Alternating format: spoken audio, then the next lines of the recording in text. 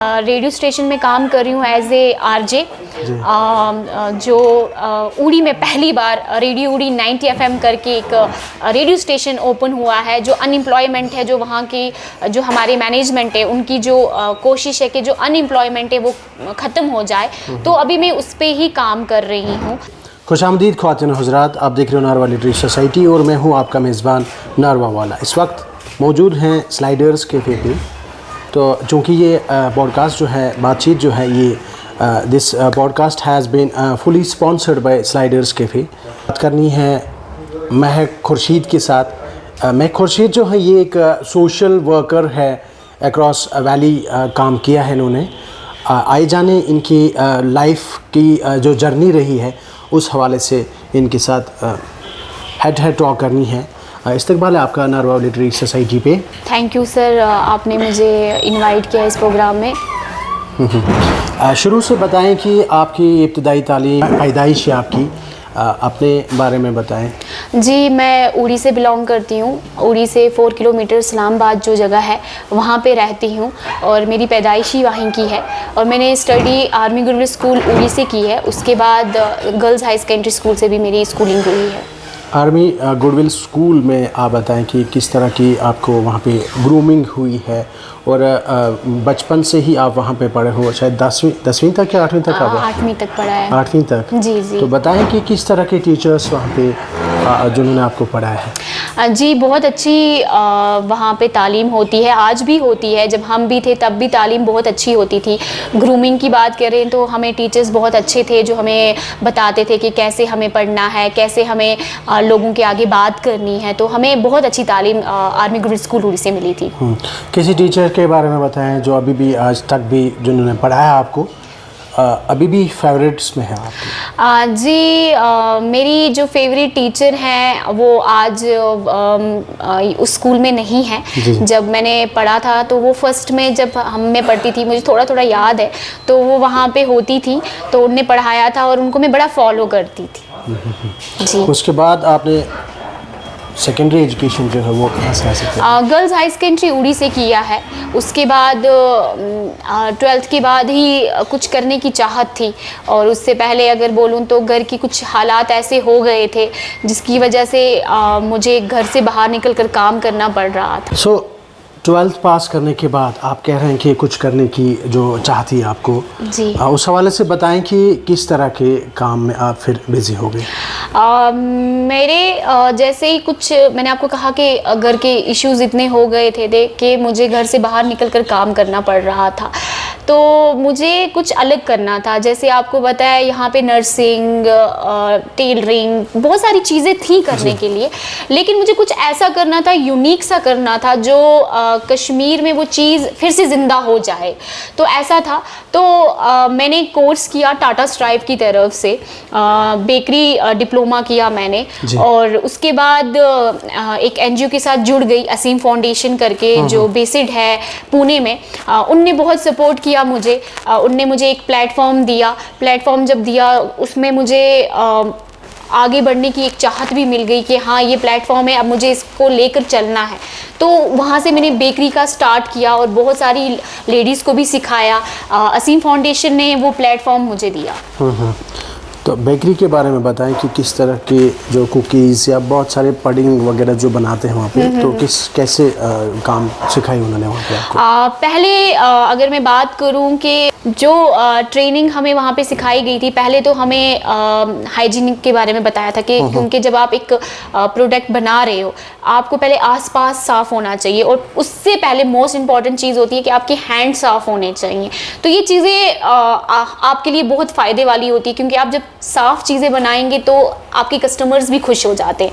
फिर कुकीज़ की बात करूँ तो मैं कुकीज़ भी बहुत अच्छी बनाती हूँ, आज भी बनाती हूँ। बहुत सारे आइटम्स हैं, जैसे केक्स हो गए, डिज़र्ट्स हो गए, तो ये सारी चीज़ें हमारी बेकरी में आती है सर।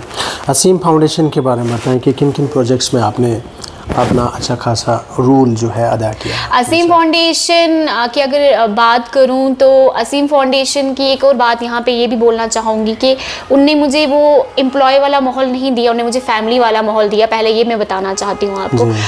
हमारे जो फाउंडर है मिस्टर सारंग गोसावी, उनने कभी ये महसूस नहीं होने दिया कि मैं एक एज ए एम्प्लॉय काम कर रही हूँ। तो पहले वो माहौल मिला, कहते हैं ना जब आपको कंफर्ट जोन मिलता है तो आप दिल से काम करना स्टार्ट कर देते हो।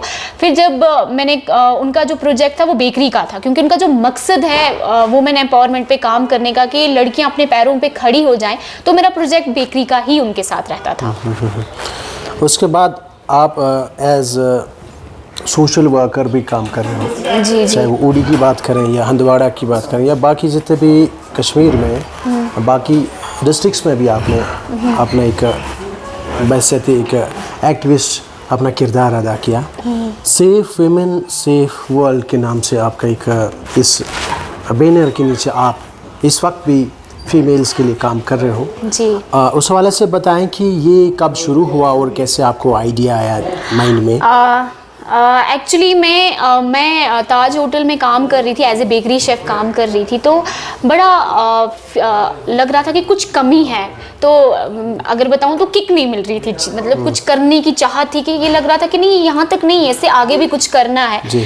तो मैं वापस आई, मेरा कम बैक हुआ। मुझे लग गई थी चोट, लग श्रीनगर से नहीं, श्रीनगर की नहीं, जम्मू की थी।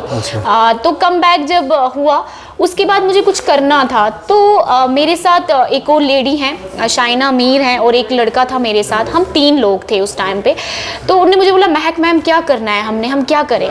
तो मैंने उनको बोला चलो एक NGO क्रिएट करते हैं जिसमें हम उन लड़कियों की मदद करेंगे जो अपने लिए स्टैंड नहीं ले पा रही हैं। तो तब ये क्रिएट हुआ उस टाइम पे 2023 में हुआ, और पहला इवेंट हमारा 1 मार्च को था। बहुत अच्छे दिन ये चीज़ हुई। इंटरनेशनल वुमेंस डे होता है, उस दिन हमने ये चीज़ वहाँ पे की। कितने प्रोजेक्ट्स पे काम किया आज तक आपने? मैंने बहुत प्रोजेक्ट्स पे वर्क किया है, खासकर एक तो बेकरी प्रोजेक्ट रहा मेरा। उसके बाद फिर इवेंट्स करना स्टार्ट कर दिया, अवेयरनेस प्रोग्राम स्टार्ट कर दिए मैंने। लड़कियों को अवेयरनेस प्रोग्राम करना स्टार्ट कर दिया कि नहीं, हमारे भी राइट्स होते हैं, हमारा भी हक होता है। तो इन चीज़ों पे मैं बात करना स्टार्ट कर दिया लड़कियों के साथ। और अगर मैं बात करूं, मैं किसी का नाम यहाँ रिवील नहीं करना चाहती, बस इतना कहूँगी कि हमारे पास कुछ केसेस भी आते थे। लड़कियाँ बोलती थी हमारे साथ ये हुआ, हमारे साथ वो हुआ। तो इन चीज़ों पे भी मैं काम करना स्टार्ट किया कि नहीं, आप अपने हक के लिए बात तो करो, पेरेंट्स को बोलो तो सही। जब पेरेंट्स नहीं सुनेंगे, अगर पेरेंट्स से नहीं बात हो पाएगी, तो आप मेरे पास आओ, मैं आपकी मदद कर सकती हूँ विदाउट आपके जो नेम है वो मतलब रिवील ना होने। तो ऐसे से धीरे धीरे चीज़ें चलने लगी।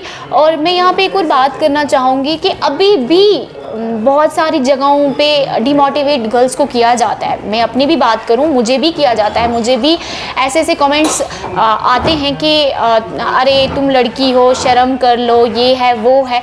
तो अभी भी लड़का लड़की में ना वो चीज़ें बताई जाती है कि तुम एक लड़की हो तो शर्म कर लो, ऐसी चीज़ें हो रही हैं। तो इसीलिए ये स्टेप उठाया गया है कि लड़कियां भी कर सकती हैं काम, लड़कियां भी अपने माँ बाप का नाम रोशन कर सकती हैं। इस वक्त किस प्रोजेक्ट पे आप काम कर रहे हो? अभी एज ए मैं रेडियो स्टेशन में काम कर रही हूँ एज ए RJ, जो उड़ी में पहली बार रेडियो उड़ी 90 FM करके एक रेडियो स्टेशन ओपन हुआ है। जो अनएम्प्लॉयमेंट है, जो वहाँ की जो हमारे मैनेजमेंट है, उनकी जो कोशिश है कि जो अनएम्प्लॉयमेंट है वो ख़त्म हो जाए। तो अभी मैं उस पर ही काम कर रही हूँ। जैसे इससे पहले जो मैं काम करती थी, मैं यहाँ पे एक बात ये भी करूँगी कि मुझे इंडियन आर्मी की तरफ से बहुत सपोर्ट मिला है। इंडियन आर्मी ने मुझे हर टाइम एक प्लेटफॉर्म दिया है, हर टाइम वो एक बैकबोन की तरह मेरे साथ खड़ी रही है। सो आपके फ्यूचर प्लान्स के बारे में बताएं कि आने वाले वक्त में आप क्या क्या काम करना चाहते हो? मेरा जो फ्यूचर प्लान है वो ये है कि मेरा बहुत पहले का एक सपना है कि मुझे एक सेंटर ओपन करना है जो लड़कियों के लिए होगा, उनके रोज़गार के लिए होगा।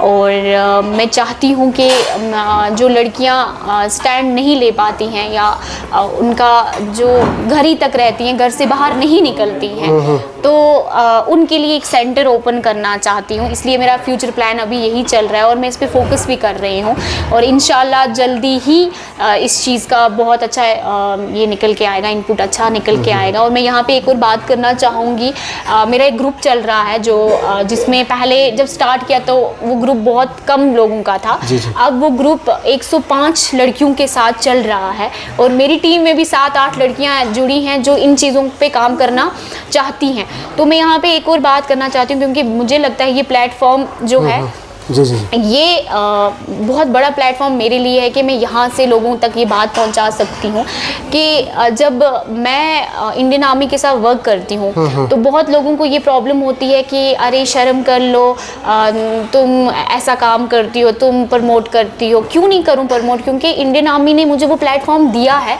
हमेशा एक फैमिली की तरह मेरे साथ ट्रीट किया है। और जो कमेंट करते हैं, अगर आपने देखा होगा, जब आर्मी की भर्ती होती है तो वही लोग पहले होते हैं उस भर्ती में जाते हैं जैसी वैकेंसी आर्मी की ओपन होती है। हमारे उड़ी में अगर मैं आपको बता दूं, हमारे उड़ी में अभी टूरिज्म स्टार्ट हुआ है। जी, बॉर्डर टूरिज्म। हाँ, मैं उसके बारे में यही बात करूंगी। कमांड पोस्ट जो पहले 4 साल पहले की अगर आप एक तस्वीर देखोगे और अभी की तस्वीर अगर देखोगे तो बहुत डिफरेंस है उसमें। तो ये पहला दरवाज़ा जो है इंडियन आर्मी ने ओपन किया।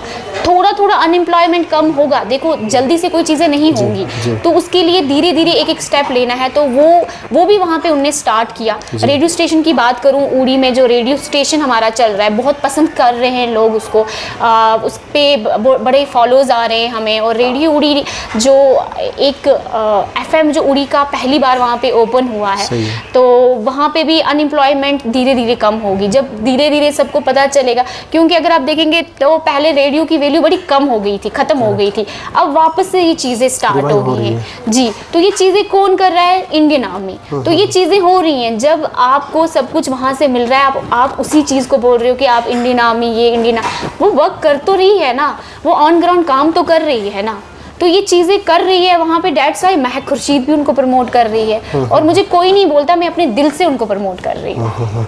सो ज़्यादा से ज़्यादा कोई खास स्पेशल मैसेज देना चाहते हो, खासकर जो यूथ हमें इस वक्त वॉच कर रहा है? मैं बस यही मैसेज देना चाहती हूँ कि अगर आप में कोई टैलेंट है उसको बाहर निकालो और लोगों का काम होता है बात करना। पहले आप उस टैलेंट को पहचानो कि मैं ये चीज़ कर सकता हूँ या कर सकती हूँ। कोई लिमिट नहीं होती है किसी को उड़ने के लिए, और मेहनत बहुत खामोशी से करो कि आपकी जो कामयाबी है वो शोर मचाए। मैं यही चीज़ बोलूँगी कि फोकस योर ड्रीम्स। चलिए, बहुत बहुत शुक्रिया अपना कीमती वक्त देने के लिए। नाज़रीन, आपका भी शुक्रिया, आपने अपना कीमती वक्त निकाल कर हमारी ये बातचीत सुनी। अस्सलाम वालेकुम।